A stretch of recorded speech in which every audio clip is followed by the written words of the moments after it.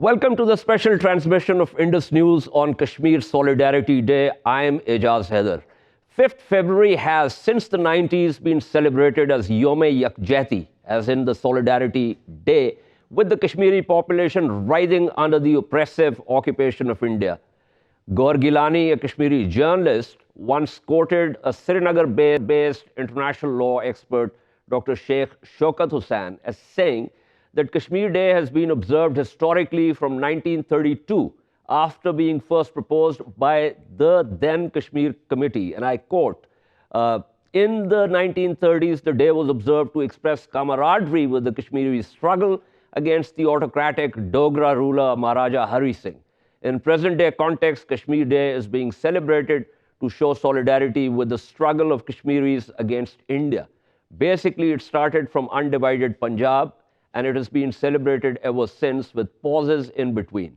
This day will continue to hold importance until the Kashmiris achieve their objective of right to self-determination, unquote.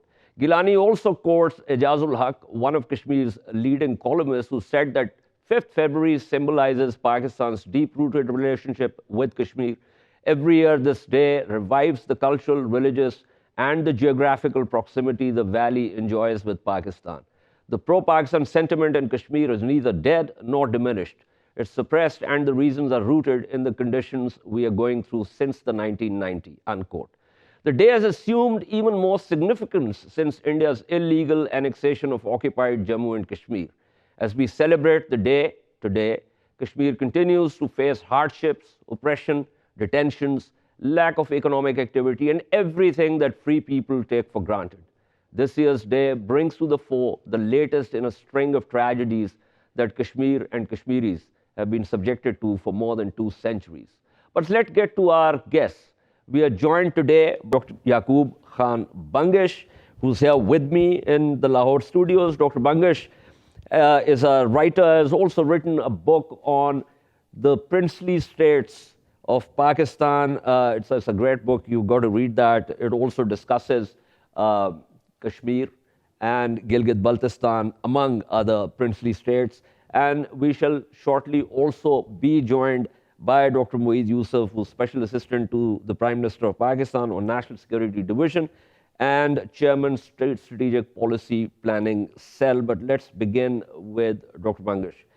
Yaqub, give me a sense of, there's a lot of this discussion about whether Kashmir is one single entity or it's been multiple entities. Poonch, from where I belong, used to be a state, and one time used to actually, had its own currency, its own, postal stamps and all that. So tell us where the issue really resides here. Thank you, Ejaz. Well, the issue of Jammu and Kashmir, I think, is very, very complicated, as you very rightly pointed out, because it is not just one princely state. And the lack of understanding of its historical roots has actually led to this confusion. Just the name Jammu and Kashmir means that it's Jammu and Kashmir joined together. And then Poonch was a Jaghir. And as you know, that the revolution against the Maharaja actually began in the Poonch Jaghir. Before it, sorry, I'm interjecting, but because you remember there was a lot of debate at that time among the descendants of Ranjit Singh, who said, well, it's not a Jaghir. It was the British who were actually arbitrating between them. Moti Singh and the other guy, I forget his name. But so they thought it was an independent sovereign state, and it used to be at one time. Yes, it was. So before the British, the definition of how sovereign a state is, I think, was very, very fluid. And that's why the Kashmiris kind of got away with this. So if you look at the historical narrative of Kashmir and how it actually developed, from, say, about the 1870s, it is really an attempt by the Jammu and Kashmir Maharaja, by the Dogras, to actually consolidate power. Now, interestingly, the British never accepted this grand consolidation of power. So even though there was a Raja of, Poonch, and it was treated separately to a certain extent, the Kashmiris wanted to act as if that it was a complete part of the state. With that, there was the whole confusion over what the Gilgit Agency was. And, that's where, as you very kindly pointed out, I've actually done some work. Because since the 1880s, there was this thing called the Gilgit Agency. Now, everyone forgets that the Gilgit Agency, which is now our Gilgit-Baltistan more or less, was actually composed of several parts. So the first part was what was a part of the state of Jammu and Kashmir called the Gilgit Wazarat, which was Gilgit town and a few bits here and there. Then the agency had tribal districts. These were 7 tribal districts like Iskoman, Khogazar, and all these kinds of, and Chilas area. There were these 7 tribal districts that were directly answerable to the British appointed political agent in Gilgit.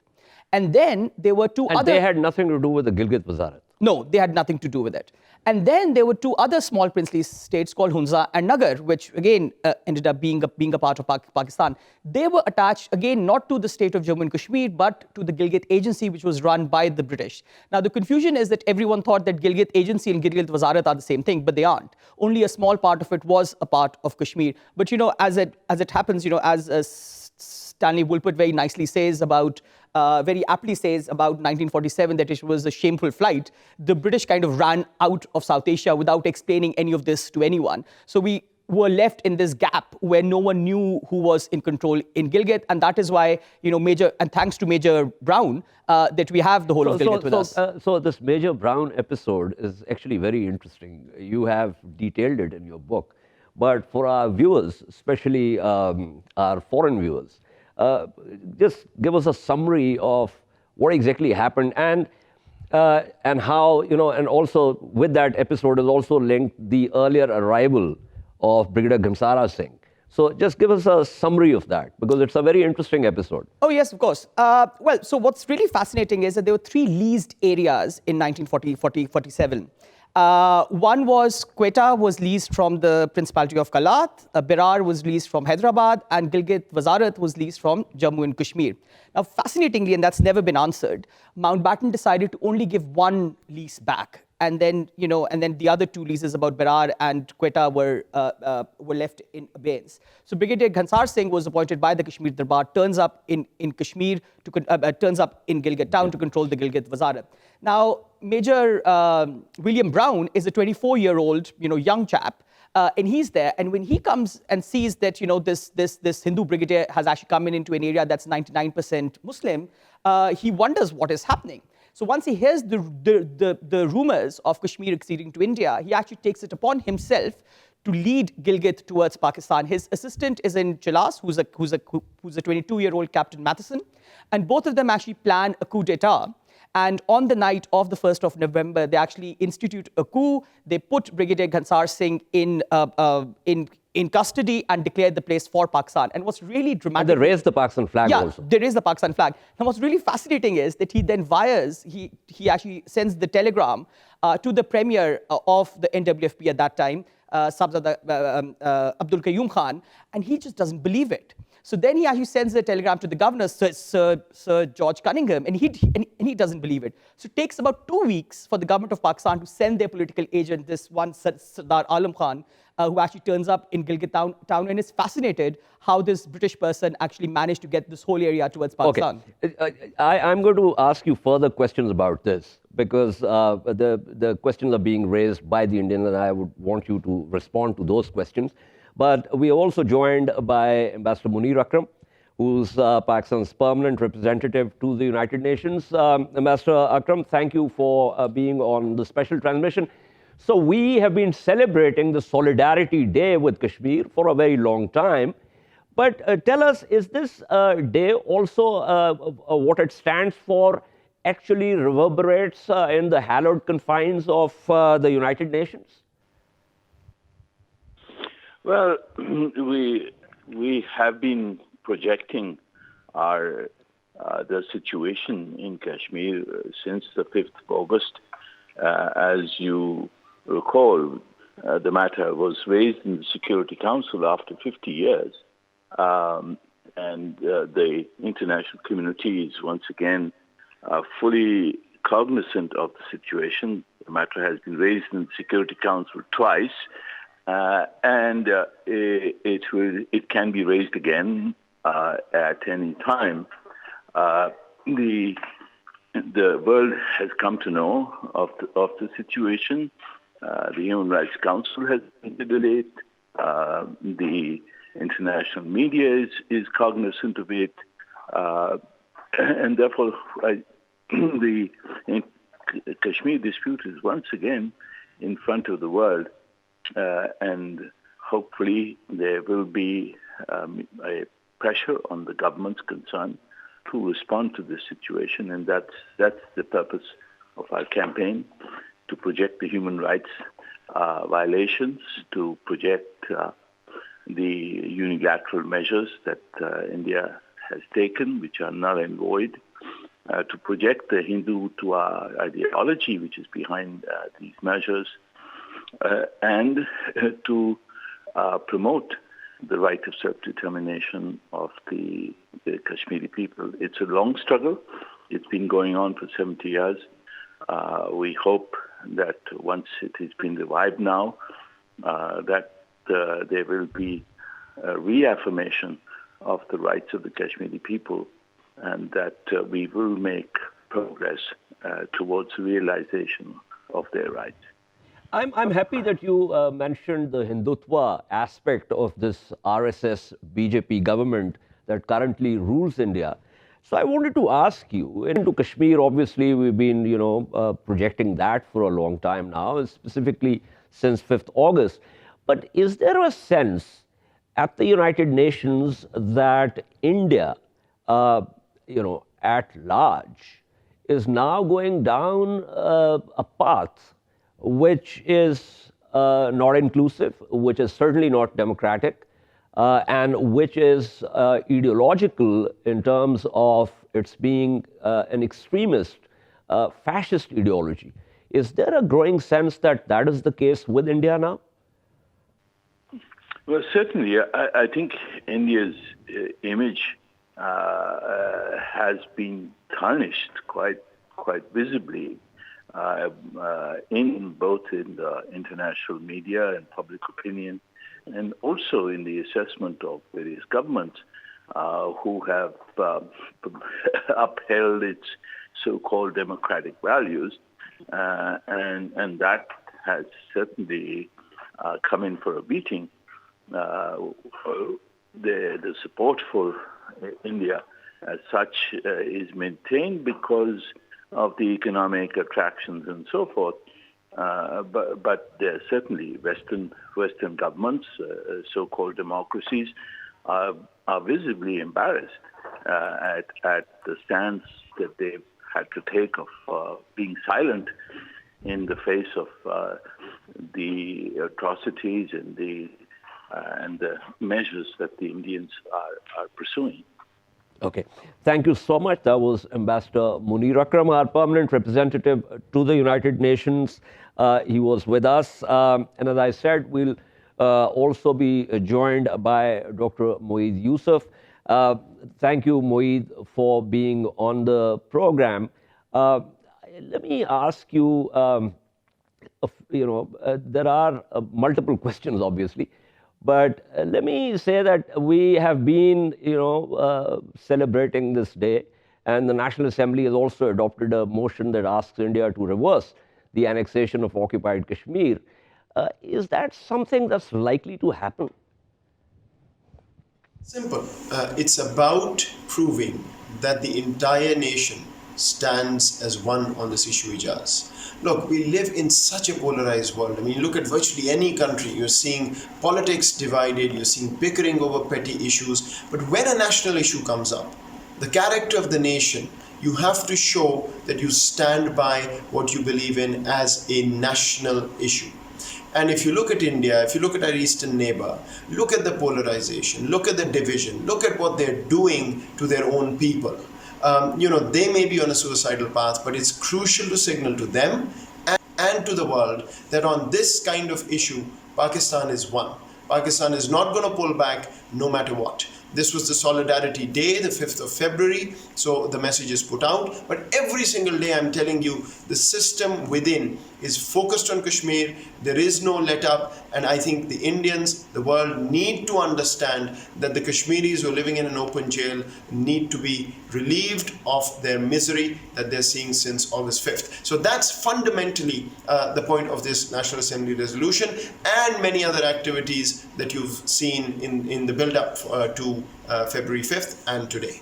Okay, that's great. But here's the sense that I get from writings and analyses coming out of India is that the step that the BJP has taken, namely the 5th August decision, is something that even if the BJP were to lose the next national elections round, whatever government comes to power is unlikely to reverse it. I mean, is that the sense you get also? Struggle for Kashmir, or the Kashmiri struggle for Kashmir for that matter, is not an overnight issue. This is a 72-year-old dispute. We're not going to have a resolution tomorrow. We're seeing the belligerence from our eastern neighbor. We're seeing what they're up to. They have no regard for human dignity of Kashmiris and quite frankly now for Indians, as we see. We're under no illusion that tomorrow Kashmir is going to be relieved of what Indians are putting them through. But the battle for Kashmir is a sustained political movement. You know, over the years, what kind of portrayal was given by India to this struggle? I mean, they talked about terrorism, talked about whatever under the sun they could to ultimately discredit. Was it discredited? If it were to be discredited, would you see what you've seen in Kashmir since August 5th? Have you seen the resolve of people despite the hundreds of thousands of troops? Just because you're not seeing an immediate violent reaction, that does not mean they've given up. That means the stands, that means that they are where they are. Because if that wasn't the case, the Indians would have opened up Kashmir. The Indian occupied Kashmir is under lockdown precisely because they know that there is a legitimate struggle. They will stand up as soon as they get an opportunity, and they will. It's just a given. So at the end of the day, we are not looking for an outcome tomorrow. We know that's not going to happen, but a sustained political movement in which Pakistan is on the front foot diplomatically, politically, morally, I think is key to the Kashmir struggle. You hear this from Kashmiris all the time, you hear this from the Pakistani leadership, and that's why we're going to continue persisting, knowing that this is going to be a long. So one final question, Mohit, before I let you go. The Indians are saying, but that's what they're projecting, that Pakistan has decided not to talk to India unless India reverses this. But frankly, the fact is that India itself has, shown absolutely no interest in talking to Pakistan, and yet they're making these, this, call it propaganda, call it, a certain kind of narrative that they're putting out. What do you say about this? So you tell me, what should we talk about? Look, Pakistan was critiqued for years that Pakistan is talking only about hard security issues with India. Pakistan only wants to talk about Kashmir.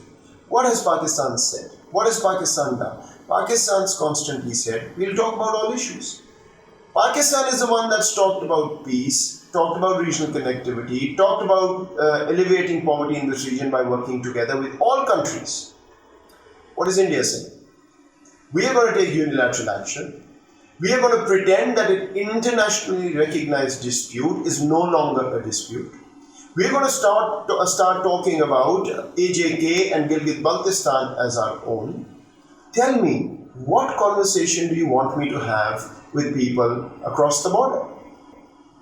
With the Modi government, what's the conversation? Is the conversation, okay, you've done something illegal, you are doing things which are inhumane every day, and I'll just look the other way? Simply not possible. And as far as this idea that it's not realistic for India to reverse, look, if you're going to have a legitimate cause, if the people of Kashmir are going to stand up, which they will, if you're going to have moral political backing from Pakistan, then how do you think an untenable situation will be sustained by the Indian government? So we're in no hurry. We're going to talk on principle, and the principle is that Kashmir is an internationally recognized dispute that needs to be dealt with as such. That's why we keep appealing to the international community. There is an imminent danger of this escalating if the Indians keep going the way they're going. What is happening on the line of control every day is not going to be unlimited in terms of getting Pakistan to be patient with it. So there are a number of areas here where I think India is quite frankly shooting itself in its foot. If they want to do that, good luck. But Pakistan's going to keep standing on a principled position that we will stand by the Kashmiris. And the conversation, happy to have it. But it has to be on where to take Kashmir as an internationally recognized dispute pre-August 5th. That's where we want to go. We want to talk about other issues? Absolutely. But this one has to be front and center now, given. Thank you. That was Dr. Moeed Yusuf, Special Assistant to the Prime Minister of Pakistan on National Security Division and Chairman, Strategic Policy Planning Cell. Yaqub, I said I will come back to this. So one of the things the Indians have been saying with reference to their August 5th thing, oh, well, you know, you guys also did things in Gilgit-Baltistan and you've been changing the configuration and all that. And my point has been that the people of Gilgit-Baltistan for years on end have been saying we want to be part of Pakistan. I mean, it's a travesty to even juxtapose these two developments together. And we in Pakistan have constantly failed the people of Gilgit-Baltistan. I've been speaking with, you know, lots of people from Gilgit-Baltistan, eminent, you know, scholars from there and public functionaries like former IGP Afzal Chigri Saab and others. And he has also been writing about this. So give us a sense, and the reason I asked you when you were talking about that whole Gansara Singh episode, that they put the Pakistan flag up, you know, even at that time. So give us a sense of how it is an absolute, you know, travesty to try and trot out this argument that we can do something on that side because Pakistan has done something on the Gilgit-Baltistan side. Give us a sense of that. Sure. I think, as you very rightly pointed out, there are different issues, and let me just take a moment to explain. Well, first is that, you know, what is Gilgit-Baltistan now is the former Gilgit Agency and Hunza and Nagar, right? Yeah. So in that, only a small bit was ever a part of Jammu and Kashmir, but all of that part rose up in revolt. And I've written about it, you have written about it, several other people, that there has been a consistent demand for that part to become a part of Pakistan. And, you know, Hunza and Nagar, at least, you know, they have a signed instrument of accession towards Pakistan, which we have accepted. Yeah. So there is a legal obligation on Pakistan to actually make them full Pakistanis, you know, allow them to vote in national elections, make them a province. So I think by not doing so, we are actually ignoring their legitimate concerns and our legal obligations there. So I think that's one very important thing. And the fact that Major Brown actually led Gilgit agency towards Pakistan without any Pakistani involvement, you know, and hence I wanted to emphasize that earlier, that there was no Pakistani involvement, and for 2 weeks, no one from Pakistan even turned up. So they had to run the whole administration themselves. And even when the Pakistanis turned up, it was Sir George Cunningham who then removed Major Brown within a couple of months because he didn't want it to be seen that it was the British supporting Pakistan, even though, again, he just did that by himself and remained quite proud of it because he actually thought that that was the right thing to do, and that was reflecting the aspirations of the people. So I think it's a travesty that we have not actually made it into a full-fledged province with full citizenship rights and being mentioned in the constitution of Pakistan. Now, coming to the side of the Indians, well, Indians even claim Chitral because there was once that Chitral sent some shawls to the Maharaja of Jammu and Kashmir, and they said, well, Chitral is ours too. And even Nehru actually mentioned that in the 50s, and every now and then, you know, they come up with something old. But they're very clear, you know, even in terms of Chitral is not even an issue. Even in terms of Hunza and Nagar, the British government of India very clearly said when Kashmir claimed it, you know, as I was saying earlier, that they wanted to grab power throughout Hari Singh's rule, very clearly said that Hunza and Nagar are not a part of Kashmir. Gilgit Agency is not a part of Kashmir. There are letters sent to the government of Jammu and Kashmir under the Dogras saying that very clearly by the government of India. So it's a non-issue that was settled a long time ago. Now, what's different? Okay, sorry, this is really interesting, but television being television, we've got to take a short break. But once we return from that break, I would certainly want you to further elaborate on some of these very fascinating historical details that most people now don't really know. I mean, people like you go to various libraries, you dig out small little, you know, sort of details, papers, and the rest of it. We'll come to that also. But after this break, stay with us.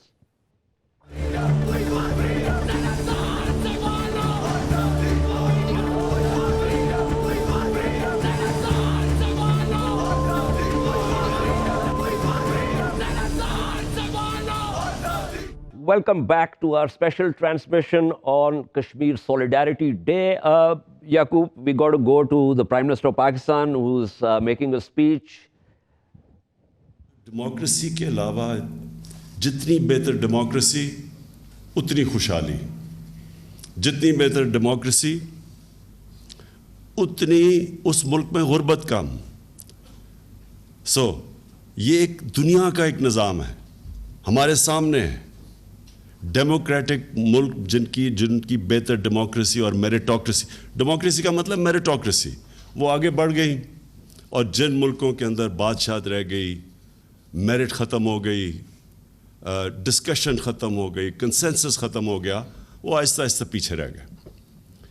تو یہاں تک تو میں consensus building کی آپ نے بات کی، میں آپ کے بالکل ساتھ ہوں.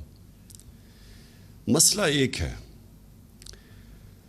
کہ اگر آج آپ سب سے دنیا کے خوشحال ملک دیکھیں اور دنیا کے سب سے غریب ملک دیکھیں، ٹیبل رکھتے اپنے سامنے، ایک طرف خوشحال ملک ہیں، دوسری طرف غریب ترین ملک ہیں.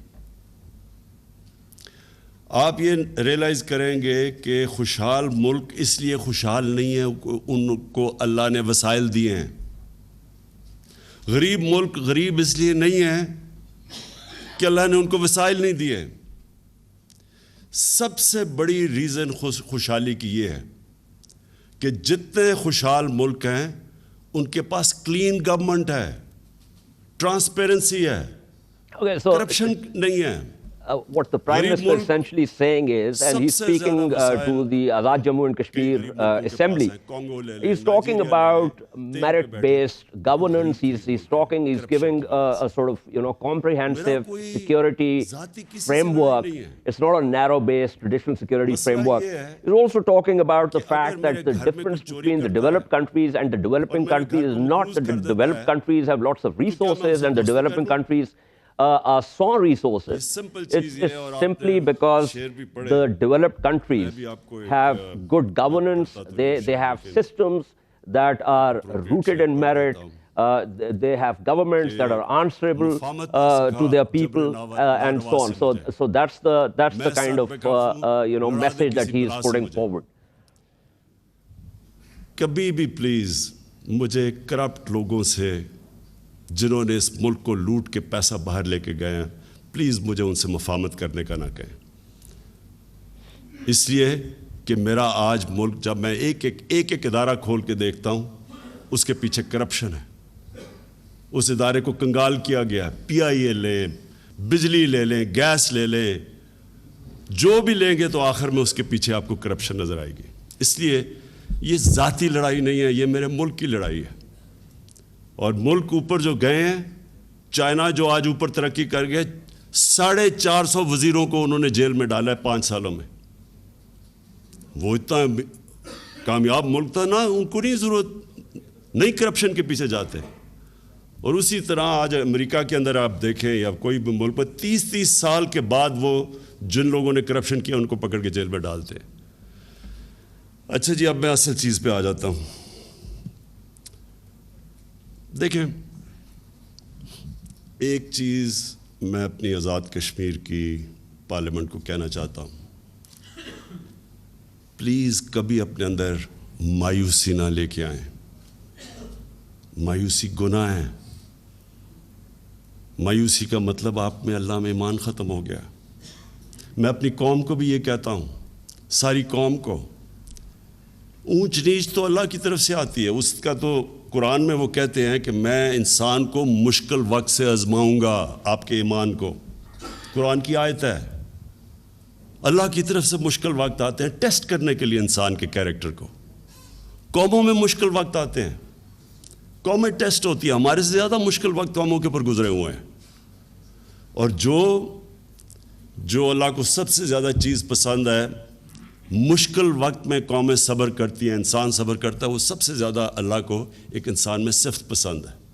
مشکل وقت ہے، لیکن میرے میں کبھی پہلے دن سے آج تک کبھی کوئی شک نہیں ہوا کہ انشاءاللہ اس مشکل وقت سے ہم نکلیں گے بھی اور ایک بڑی عظیم قوم بنیں گے. مجھے اس میں بھی کوئی شک نہیں. He's also talking about Kashmir, and his message to the AJK Assembly is that given what's happening in Kashmir on the occupied side, which has now been annexed, those are the references that, essentially reading between the lines he's referring to. Let's not be despondent. because these are the ebbs and flows of history. Nations and people have seen extremely difficult circumstances, and those who have actually reconciled to those challenges and actually worked towards creating opportunities are the ones who were patient, who had the resolve to actually grapple the situation and to try and move forward despite the difficulty of the circumstances. दूसरे दिन शहादत होती थी कश्मीरियों की, नौजवानों की, लेकिन दुनिया को कोई फिक्र ही नहीं थी, कोई नहीं सुन रहा था। कौन सी हमारी गवर्नमेंट ने किस फोरम पे उठाया था ये जब जो जुल्म हो रहा था। लेकिन 5 अगस्त को मेरे ख्याल में एक अंग्रेजी की टर्म है फेटल मिस्टेक, वो गलती कर बैठा है जिससे अब ये पीछे नहीं हट सकता। गलती ये है कि इसने, और क्योंकि मैं ये भी आपको बता दूं कि इसलिए कि एक बहुत बड़ा मैंडेट मिल गया। मैंडेट कैसे मिला इलेक्शन का? सारी इलेक्शन की कैंपेन उसने पाकिस्तान के खिलाफ की और पाकिस्तान को कैसे सबक सिखाएगा, हिंदू नेशनलिज्म को ऊपर लेके आया, अपनी जो हिंदुत्वता फिलॉसफी थी उसको उसने ऊपर लेके गया कि कैसे वो पाकिस्तान को सबक सिखाएगा, चौकीदार और इस तरह की स्टेटमेंट्स। और फिर वो जो आरएसएस की फिलॉसफी थी उसको ऊपर लेके आया, और आरएसएस की फिलॉसफी हम सब जानते हैं कि क्या थी। उसका तो आरएसएस एक एक्सट्रीमिस्ट ऑर्गेनाइजेशन थी, इंतहा पसंद। वो ऑर्गेनाइजेशन जो हिटलर से और नाज़ी से इंस्पायर्ड थी, वो ऑर्गेनाइजेशन जो हिटलर की जो एरियन रेस, नाज़ी की जो एरियन रेस की थियोरी थी उसको एडमायर करती थी। इनके जो फाउंडिंग फादर्स थे, जो इनके आरएसएस के फाउंडिंग गुलवाकर, ये इनकी किताब, इन्होंने अपनी किताबों में लिखा हुआ है कि वो ज़बरदस्त काम किया वो नाज़ीज़ ने, जिस तरह उन्होंने यहूदियों को जो उनकी कत्लेआम की। So the Prime Minister is talking about India's annexation of occupied Kashmir on 5th August, and he's saying that Modi has basically made what he called a fatal mistake. And according to him, Modi made this fatal mistake because he's writing a big mandate, which, as we all know, in the run-up to those elections, was essentially creating the Pakistan bogey, anti-Pakistan, anti-Muslim rhetoric, the exclusionary and undemocratic fascist and Nazi ideology of Hindutva. He also talked about, the Prime Minister gave references to Golwalkar, the founding father of RSS, and referred to his books. And the fact that Golwalkar was a great admirer of Adolf Hitler and Hitler's Nazi party and the techniques used by the Nazi party to bring Germany, to unify Germany and to bring it under its heel. And essentially an ideology that is racist to the extreme. सिर्फ heads of states को नहीं सिर्फ telephone किया, हर forum का इस्तेमाल किया। United nation की general assembly के अलावा मैं जब गया जिनीवा के अंदर, रेफ्यूजीज की यूएन की कॉन्फ्रेंस थी, उसमें मैंने उठाया एक हेड ऑफ स्टेट को जिससे मैंने बात की। 3 दफा मैंने डोनाल्ड ट्रंप को समझाया कि कश्मीर इशू क्या है। हमें इसमें, मैं जानता हूं, मैं मगरबी दुनिया को ज़्यादातर पाकिस्तान में लोगों से बेहतर जानता हूं। मुझे पता है कि एकदम उनको एक दफ़ा कहने से कोई फ़र्क नहीं पड़ेगा, क्योंकि उनके कमर्शियल इंटरेस्ट है। लेकिन जो मुझे पता है कि मगरब को किस चीज़ से अफेक्ट होगी। नंबर 1, किसी भी मगरबी अखबार जिसके अंदर आप एक फ़िलॉसफी को नाज़ी की फ़िलॉसफी के साथ जोड़ दें जो जुड़ी हुई हैं, ये नामुमकिन है कि वो उसके बाद उसको नज़रअंदाज करें।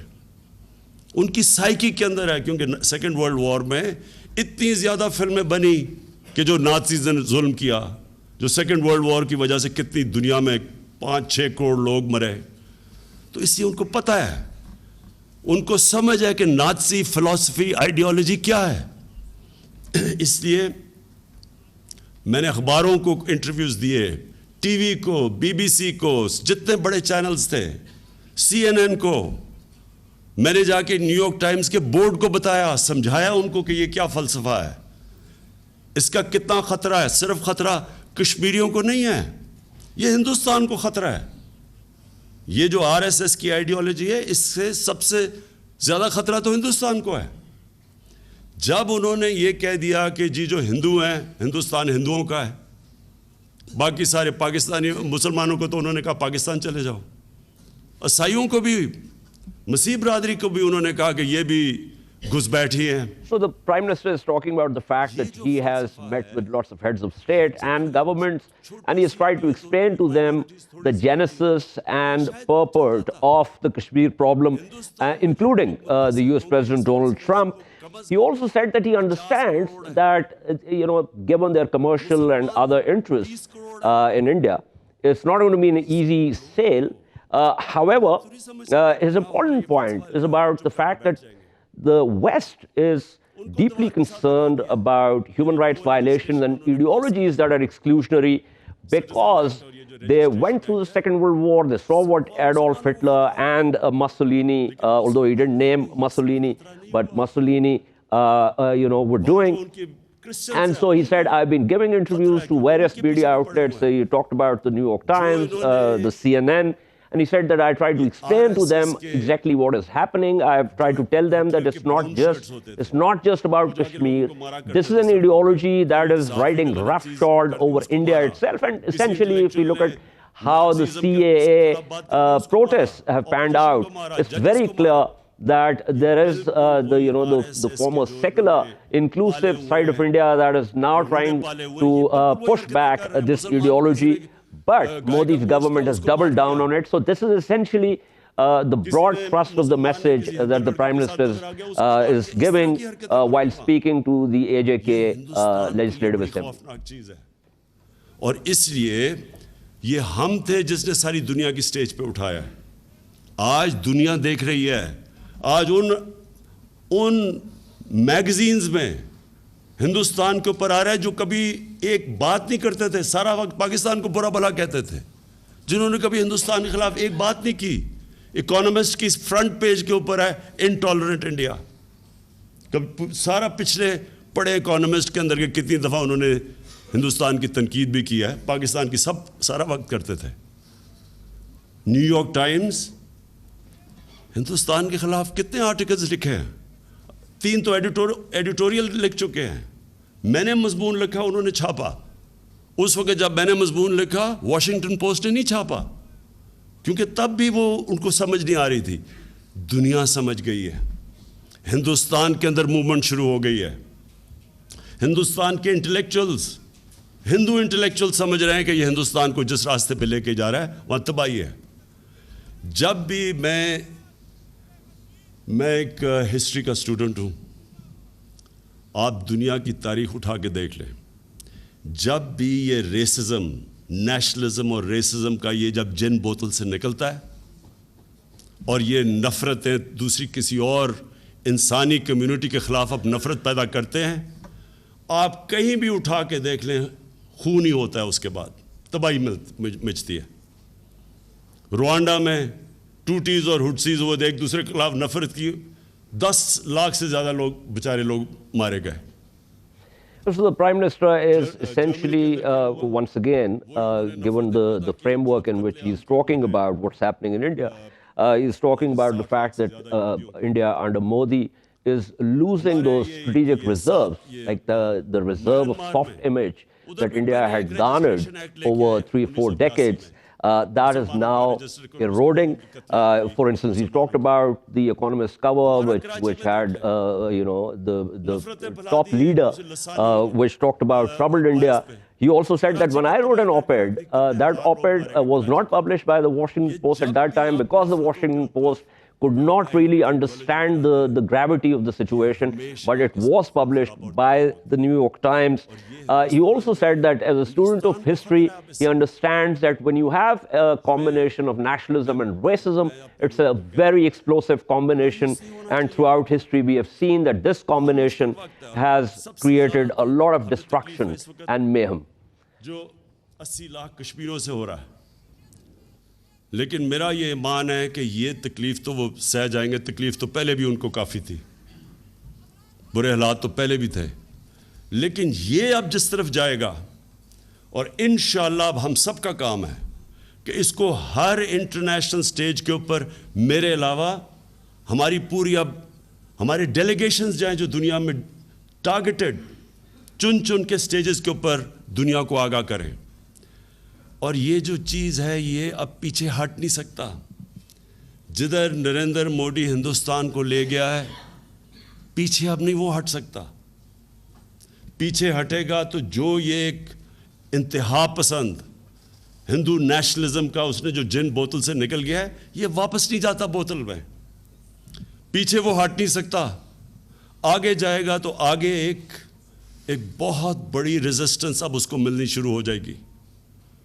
آگے مسلمان نہیں صرف پڑھے لکھے لوگ وہاں، سکھ، کرسچنز، ان کو سب کو پتہ ہے کہ جب جو یہ نیشنلزم شروع اس نے جو نکال دیا ہندوتا کی، یہ ساروں کو اب متاثر کرے گی. مائنورٹیز کو، باقی جتنے بھی ہیں سب مائنورٹیز، دالت نیچے جو لوور کاسٹ ہے ان کے لیے مشکل پڑے گی. اس لیے یہ ایک وہ وقت ہے کہ جو انشاءاللہ یہ کشمیر آزادی کی طرف اب جائے گا. دنیا نے پہلی دفعہ دیکھنا شروع کیا ہے. اگر آج اس طرح نہیں دیکھ رہی، یہ ہر مہینے بدلے گا سین. ہمارا کام ہے اب ہم اس کو دنیا کو آگاہ کریں. تو میں اپنی طرف سے آپ کو کمٹمنٹ دیتا ہوں کہ ہر فورم کے اوپر اس کو اور تیزی سے ہم بڑھائیں گے. ڈیووس ایک اکنامک فورم تھا، وہاں تو بات نہیں کر رہی تھی کشمیر، وہ تو ہم انویسٹرز کو لانے لگے تھے پاکستان میں آ کے انویسٹمنٹ کریں. لیکن ہر فورم کے اندر ہم سب کا کام ہونا چاہیے کہ دنیا کو یاد کرائیں کہ ایک کھلے جیل کے اندر 80 لاکھ لوگوں کو انہوں نے بند کیا ہوا ہے. یہ زیادہ دیر نہیں کر سکتے. میں نے جب جرمنی کی چانسلر اینجلا مرکل سے پہلی دفعہ بات کی تو ان کو نہیں سمجھ آئی اس چیز کی. میں نے کہا تم ذرا دیکھتے رہو یہ کیا ہو رہا ہے، کم از کم نظر رکھو اس کے اوپر. اور انہوں نے پھر دلی میں جا کے بات کی کشمیر کی. جسٹن ٹروڈو جو کینیڈا کے پرائم منسٹر جب بنے، ان کو میں نے کہا. So talking about Kashmiri struggle, the Prime Minister is basically saying that the Kashmiris have been suffering for a very long time, but they've stood firm and they're still standing firm. He said, our job is to take the message everywhere. He's also talked about Modi having boxed himself in. He's in a commitment trap. He cannot reverse this, and if he wants to move forward, then obviously there is India's diversity. He's talked about the Dalits and other, communities in India that are mounting a pushback against Modi's Hindutva. And he also kind of referred to, there was some criticism of why he hadn't mentioned Kashmir when he was in Davos. So kind of referring to that, he said that, well, Davos was more about trying to get investment in, but he said that we will use every fora in the world to communicate to the world and to make the world understand the intricacies and the subtleties and the nuances of the Kashmir dispute and India's annexation of an occupied land. He also talked about the German Chancellor Angela Merkel and said that he made Ms. Merkel, Chancellor Merkel, understand what the issue was all about. تو ہم آزاد کشمیر کو فتح کر لیں گے. گھبرائے ہوئے لوگ ایسی statements دیتے ہیں، اور گھبرائے ہوئے وہ ہیں اس وقت، وہ پھنس گئے ہیں. میں اپنی آزاد کشمیر کی اسمبلی اور اپنے لوگوں کو ایک چیز سے آگاہ کرنا چاہتا ہوں किसी सूरत And very हमें pertinently, the trap Prime में Minister has नहीं डालना also referred to India's सिर्फ cartographic कोशिश aggression and मैं भी also पेशेवर aggressive कर रहा हूं statements by the Prime Minister कि जो and the पाकिस्तान military से leadership दहशतगर्दी आ about रही है taking उसको पाकिस्तान की Azad Jammu and दहशतगर्दी Kashmir के and नाम पे Gilgit-Baltistan, ये तशद्दुद और which जुल्म are करेंगे independent कश्मीर के लोगों territories. And he अभी said वो that इसलिए नहीं कर this सकते कि सारी दुनिया shows देख रही है that they, और अगर ये the दुनिया को bluster, ना हम आगाह and करते तो this आज shows जरूर कर that चुके they होते are now क्योंकि under वो pressure. तो उनका तो And stated aim है so कि उन्होंने essentially, he कश्मीर is की referring demography back बदल to the the commitment trap that he talked about, in which Modi and his government have boxed themselves in. Policy है ये आरएसएस की लेकिन वो फंस इसलिए गए हैं कि दुनिया इस वक्त देख रही है कश्मीर पे और हमें कोई किसी किस्म का उनको मौका नहीं देना चाहिए या तो वो डाइवर्जन के लिए फॉल्स फ्लैग ऑपरेशन करेंगे जिस तरह उन्होंने पुलवामा में किया है या वो कहेंगे जी वहाँ धमाका हो गया और कश्मीरी बेचारे लोगों के ऊपर जो आगे So this was the Prime Minister speaking. Let's return to our panel here. We are now joined by Mirza Saib Beg from London. He is a Kashmiri lawyer. Mr. Beg, thank you so much for being with us. We're talking about, obviously, this being the Kashmir Solidarity Day, the fact, the suffering of the Kashmiris. Give us a sense of the work that you do and how you're looking at the current situation. Thank you for having me. Well, the current situation, to highlight that, we are still going through the communication blockade, and although there has been minor relaxation at in certain aspects of that, there is much talk about the communication blockade, I must say, in international media, although that is not something that requires an urgent and immediate attention.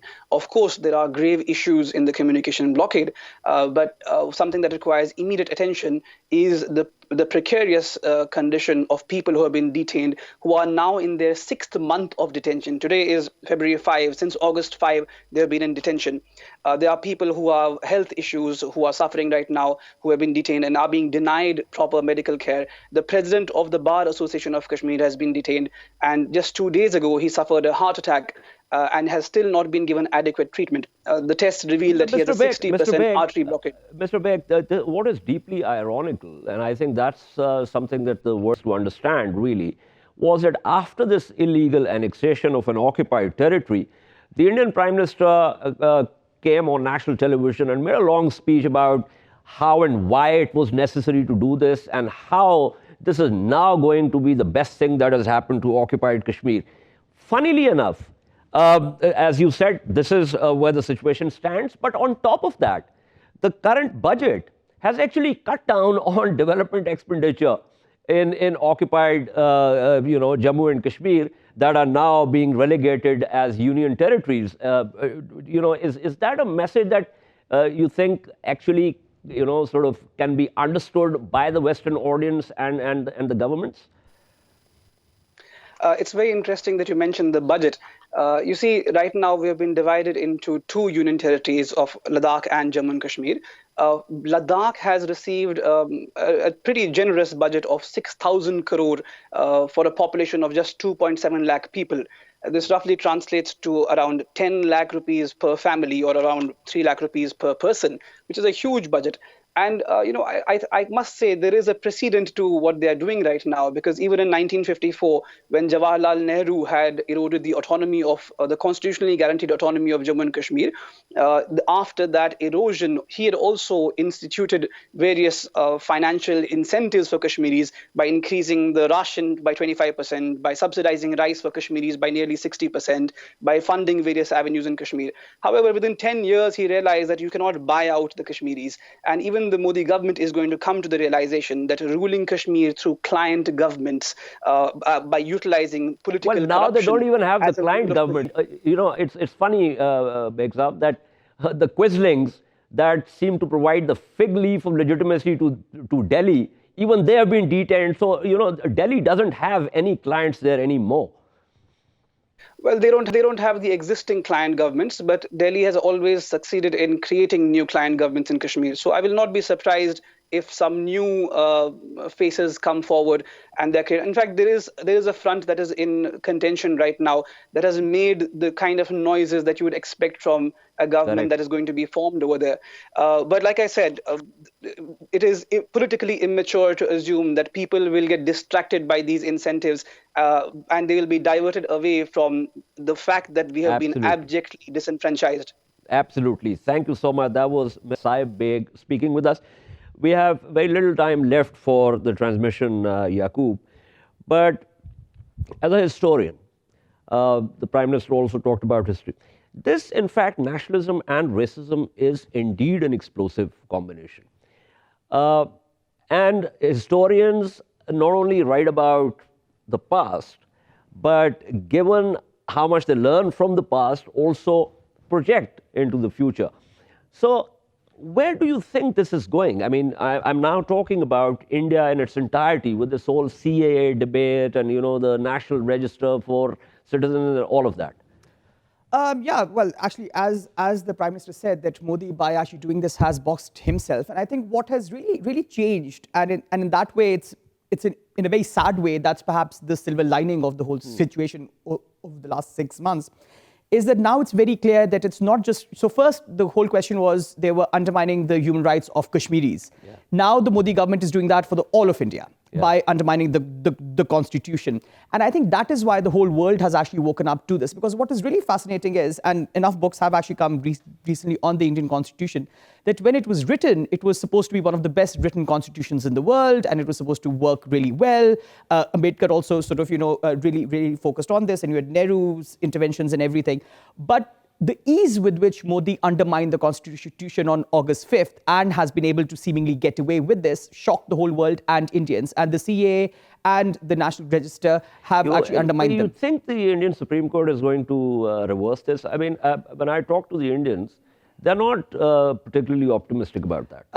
I'm not either. And the sad thing is that the only way it can be reversed is that the Supreme Court declares it unconstitutional. So it'll be very, very shocking. And again, the Indian Supreme Court was the Supreme Court that actually pioneered, public interest litigation. So it'll be a shame that it doesn't do it. It'll be a shame that, it cannot be reversed. Thank you so much, Dr. Yaqub Bangash. The time is up for our transmission, but stay with Indus News and keep watching Indus News. Thank you.